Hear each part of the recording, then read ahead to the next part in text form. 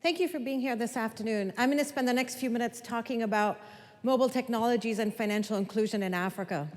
As a lot of you might know, there's been this explosive growth in the use of the mobile phone in Africa, and accompanying it has been this set of innovations around financial inclusion.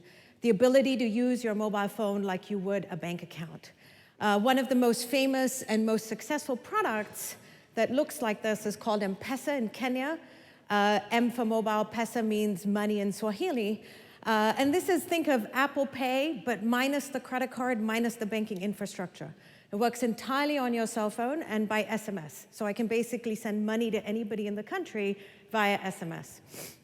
Over the last 8 years, we've been documenting what M-Pesa or what mobile money has been doing to households in Kenya and how it's affecting their financial lives. So here you can see the adoption of M-Pesa over 2008 and to 2014 from our data. By 2014, about 96% of households in Kenya had a digital account on their phone. This might be the fastest adoption of anything that we have on record to date. Okay, and this has pervaded through the income spectrum in Kenya. So not only did we document these sort of very lightning fast adoption rates over this period, but we asked ourselves, what is this doing for people? Why is adoption so high? What need is it fulfilling? And what it does is it affects financial resilience. What do I mean by financial resilience? Financial resilience is the ability of people to deal with bad events when they happen in their lives. So if something happened, for example, if my child got sick, what would I do in the US? Well, I have health insurance either from my generous employer, MIT, or from the private sector, or from the public option. So either there's government transfers that help me deal with bad events, or there's private sector products that I can invest in to deal with these events. In poor countries, both these mechanisms are absent. So what do?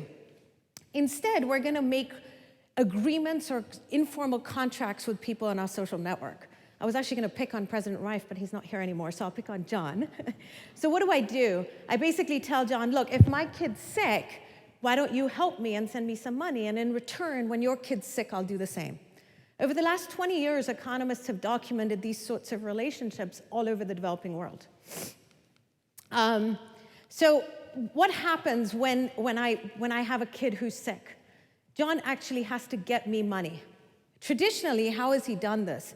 Traditionally, he's done this by literally traveling to my house to hand me a check or hand me cash, not a check, cash. Or handing it to a bus driver. The bus driver will then kind of on his way deliver it to me. It turns out that's really slow, really inefficient, really expensive. In our data, the average transaction travels about 200 kilometers across Kenya. A bus ride for 200 kilometers is about $5. So what mobile money did was take this entire informal system and shift it onto the cell phone. Now I call John and he sends me a text message and I have the money immediately, quickly, cheaply for 35 US cents. So we'll show financial resilience. I'm going to give you an example. Let me do it with health events. I'm going to compare users of M-Pesa, this product, and non-users and show you what happens to their expenditures. Okay? So when they have a health event, what happens to total expenditures? It turns out that total expenditures fall a little for the people who don't use it. But for the people who use M-Pesa, their expenditures actually go up. Why might this be? This is because they end up spending on medical care. Okay? It turns out when people's children are sick, everybody will go buy the medication they need. So whether you're a user of the service or not, you will spend on medical care, and we see that in our data. But what happens for the users of M-Pesa? It turns out I'm going to reach out to my social network, people like John, and we see them receive money on their phone from their friends and family, which is what they're spending on the medical care. What do the non-users do? The non-users, it turns out, have to reallocate their existing budget. They're going to cut non-food expenses. We see that in the data. And they're going to cut food expenses. So they basically reallocate from non-food and food into being able to spend on medical care. Okay? For the users, they don't have to do this because they're able to reach out to their social network and pick up extra money from their social network, which helps them.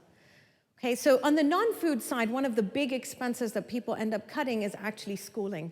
They'll pull their kids out of school and stop paying school fees because they have to cover health expenses. So you can imagine this has very long-term dynamic effects on these households. Taking kids out of school has very long-term effects on these kids. So what did M-Pesa do? It basically allowed people to become a lot more financially resilient in Kenya. They were able to deal with these bad events coming their way. We went back last year to try and see, okay, once people are more financially resilient, what do you do? Are there longer-term effects? And we can basically show that mobile money in Kenya led to about a 2% reduction in poverty. And most of this is coming because of once I'm more financially resilient, I can make higher risk, higher return investments because I know that I can lean on John to help me should the world go bad. Okay, one other thing that we see in the data that's really neat is that women in households switch occupations as a result. So they used to be largely in agriculture, and they're switching into running small businesses. Because again, if my business fails, I know that I have a backup. I have some insurance from people that will let me deal with this bad event. So overall, M-Pesa and mobile money in Kenya has had these very strong, both short-term financial resilience effects, as well as these longer-term effects on welfare. For the last sort of half minute, I want to spend a bit of time thinking about the future. That was kind of our task from John. And the future in Africa is pretty amazing when you think about financial services. Given the complete lack of banking infrastructures and financial services, the internet and mobile phones are going to provide an avenue to completely transform financial transactions and payments. The mobile phones are now adopted by almost everybody. You've seen mobile broadband go up and get adopted. Data costs are falling dramatically. And as you see this happen, you've also seen the growth of messenger services like WhatsApp. I know everybody here should know what WhatsApp is. It's one of the most used messaging services in Africa now.